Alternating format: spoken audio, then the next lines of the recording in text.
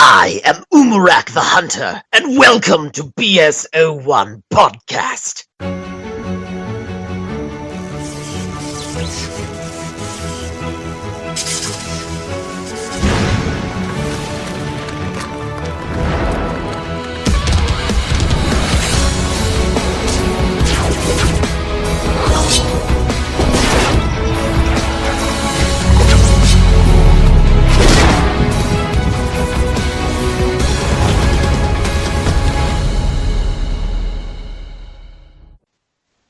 Hello and welcome to episode 4 of the new BS01 podcast, the podcast for Bionicle Sector 01, the largest and most up-to-date database of Bionicle information in the world that you can look up anytime and anywhere. And this is your host, Spirit. Alright, without further ado, here is our next exclusive interview. Okay, well, I'd like to give a special welcome to our new guest. We have Michael Strickland here today. Would you like to introduce your role in the Bionicle series? You bet. I am Umarak the Hunter, and welcome to BS01 Podcast. Excellent, fantastic.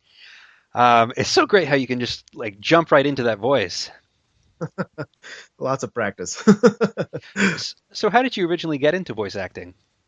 Well, actually, I initially started out with theater way back in the day, and then went into film. And then, coincidentally enough, I was working out of Winnipeg, Manitoba in Canada, and there was a production company there by the name of DeCapo Productions. And they were actually holding an audition for a cartoon back in the day called Landfist Quest. And initially I tried auditioning just because it was something different, and I always used to play with voices when I was a kid, just because, I still to this date, 28 years old and still watching cartoons.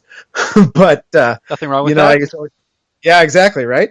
But I used to watch a bunch of cartoons and still do, and started playing with my voice and trying different accents and things like that. And then I said, hey, you know what? Let's try out some cartoon stuff. DeCapo was holding that audition, so I went out, tried it out, and coincidentally for that as well, I also got cast for the villain in that one too. So ever since then, it was just like, yeah, I'm gonna keep playing with some more cartoon stuff, and surprisingly, that's the main thing I'm booking right now. So, hey, do what you're good at. Yeah, I love it. It's tons of fun. Now, if you could have any role in any movie or TV show, what would it be? Oh, that's such a good question. Would love nothing more than to be able to play a Jedi. That would be awesome. Or if I went video game series, I would love to play Nathan Drake from Uncharted. Ooh, okay. That would be, in a live action, that would be tons of fun to play. Okay, and do you have any advice for fans who might want to get into voice acting themselves? Yeah, for sure. Just practice. You watch a cartoon, you watch a TV show, you watch an interview, you watch anything at all.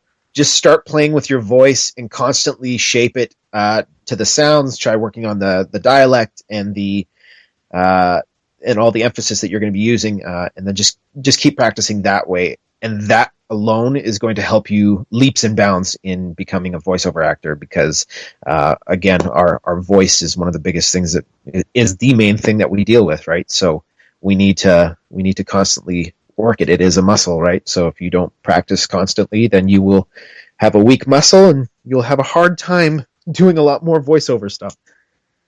Excellent. Okay, so I guess let's talk more specifically about the role. So was Umarak the only part you auditioned for, or did you audition for others as well?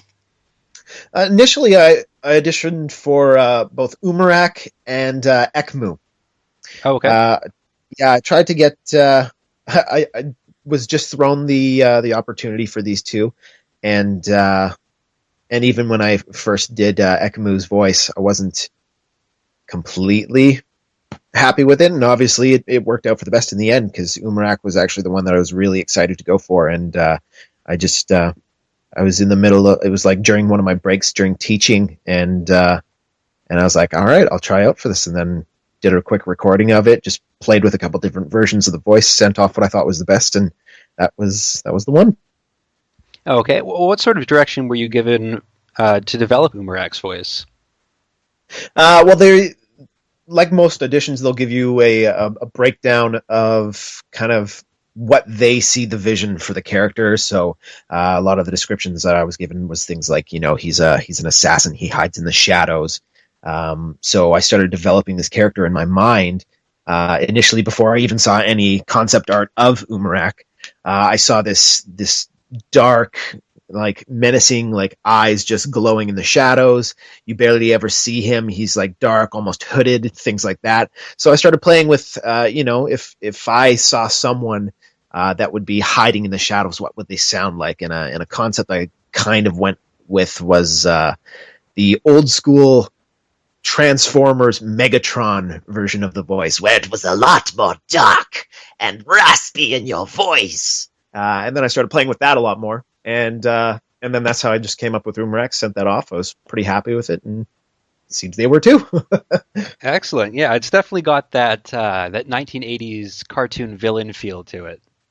Yeah, it's that was the whole point I attempted to accomplish. So, Hey, excellent. Job well done. thank you. Now, do you have a favorite line from the show? Oh yeah, it's actually like my first line from the entire script, which is You waste your time with skull spiders? Do not fail me again. It's so amazing. I love playing with that one line. I say it all the time. That and The darkness is rising, Toa. You cannot stop it. Oh, it's so good. That voice has so many applications. Like you could, you get a phone bill you don't like. You just bust out the Umarak voice. How dare you charge me for this? Oh man, I've already actually done it when I went through a drive-through once. I was like, I would like an extra large drink. Do not slender on the ice. I will destroy you. and when I drove up to the window, they were just howling at me. That is amazing. Oh my gosh. Okay, well let's go through a few more questions here. Did you ever have trouble pronouncing some of the Bionicle names? I mean, I don't want to call you out on this, but earlier you mentioned Ekamu. It's pronounced Yeah. Ikimu. Yeah, exactly. Okay. Exactly. My issue is that is exactly right. I did honestly at first when I was reading it too. I was like, you see the way that it's written. You have to send in a message like, how in the world do I pronounce this? Because during the recording, you don't want to pronounce it incorrectly, right? And thankfully, I've never had to say Ekimu's name. That's how you say it, correct? I think so, yeah. Ekimu. Yeah. So thankfully I never ever had to actually pronounce that during the recordings. But the one voice that the one name that I did have to pronounce a few times was oh my gosh, I'm already forgetting it. Geez, what was his name again? The main villain that I was hunting for. I don't know why I'm spacing out right now. Geez. Makuta? Thank you, Makuta. The Mask of Makuta. Had to say that one a few times, but basically what we did was, at least for myself, I sent a quick little email just saying, is there any way that you'd be able to quickly break down what the actual proper pronunciations are, and that was it. Because, I guess it all worked out.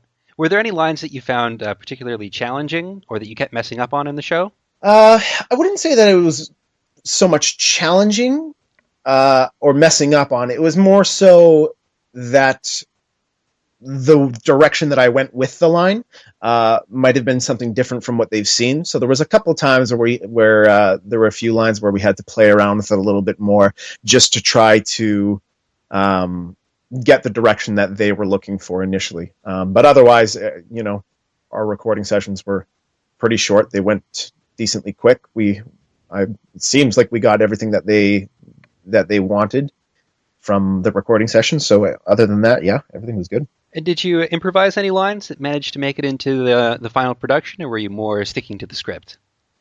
I improvised things like adding in certain laughters or like small little grunts and stuff like that in between. And it sounds like a couple of the laughters might have made its way in, but other than that, no, it's most of the time I was trying to stick to the script and then just improvising, obviously just the way, tone, inflection, things like that you use. Oh, okay. Now, how familiar were you with Bionicle before starting the project? See, to be honest, I actually knew about Bionicle when I was a kid, because that's when Bionicle first came out. But I didn't really follow it very much. Like I knew that it was based around like the concept of robots, or at least what appeared to be robots.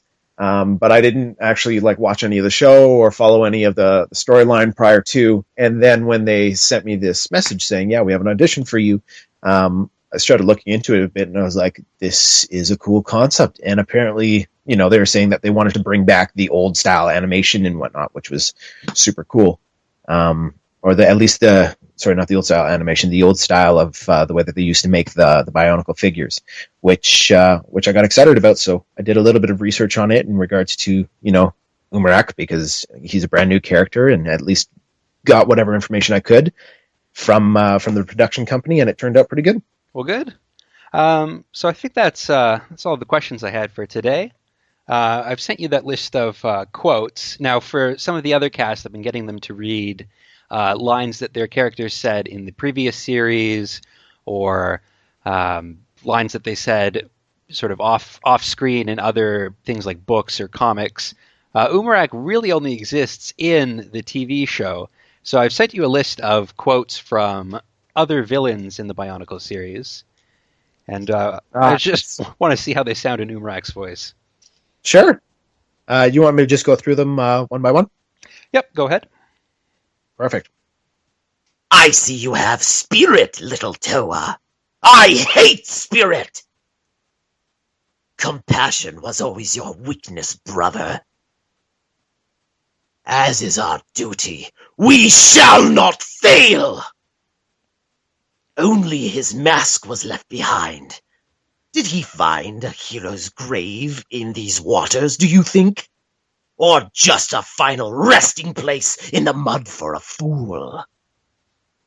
I am second to no one, least of all that scheming, arrogant, walking scrap of shadow. I dislike traitors, but I despise an incompetent one. Don't talk to me about fear, creature. I am fear. Toa, you are an anachronism. Pure and noble heroes, still striving for right in a universe of chaos, unwilling to admit that your day is over. Poor Toa. Today, they're heroes. Tomorrow, food for the fish. Be very, very quiet. I'm hunting elemental creatures. A hunting we will go. A hunting we will go. Hi-ho, Viderio. A hunting we will go. Oh, that is amazing. Thank you so much. So yeah, I think we're just about done here. Was there anything else you'd like to let the fans know before we wrap things up? Enjoy the show. Definitely check out your website, because I definitely did, and it's super freaking cool. And yeah, definitely go out and pick up Umarak. He's super cool when you build him. Absolutely. Do you have the Umarak set? Oh, you bet I do. I went out and I picked up one the day I heard they came out. Oh, awesome. What did you think about him? Oh, man, he's awesome. I totally, like, when I first saw him in the show, I was like, he's got antlers? What? And then when I actually went and picked him out and built him, I was like, this is the coolest guy I think I've ever built. Yeah, he's definitely got a lot going on there. And I sort of like the aesthetic there, because he's a hunter, but he himself has like the antlers that you would have if you were the prey. And it's interesting, when I built him, I actually didn't even notice this initially. He has a sword on his hilt or belt or something like that. But I didn't even realize that he had a sword. Yep, he's just got it hanging there, just in case. Yeah, so cool. Totally did not know that until I built him, and I'm like, what? He has a sword? That is awesome! He's got a sword, he's got an ammo clip. Yeah, it's awesome. Okay, well, thank you for taking the time to talk to us today, Michael. Yeah, anytime. Thank you so much. All right, that wraps up episode 4 of the new BS01 podcast. This has been Spirit. And tune in next week for another exclusive interview with another very special member of the cast. I am that power. I am destruction. And I will destroy you.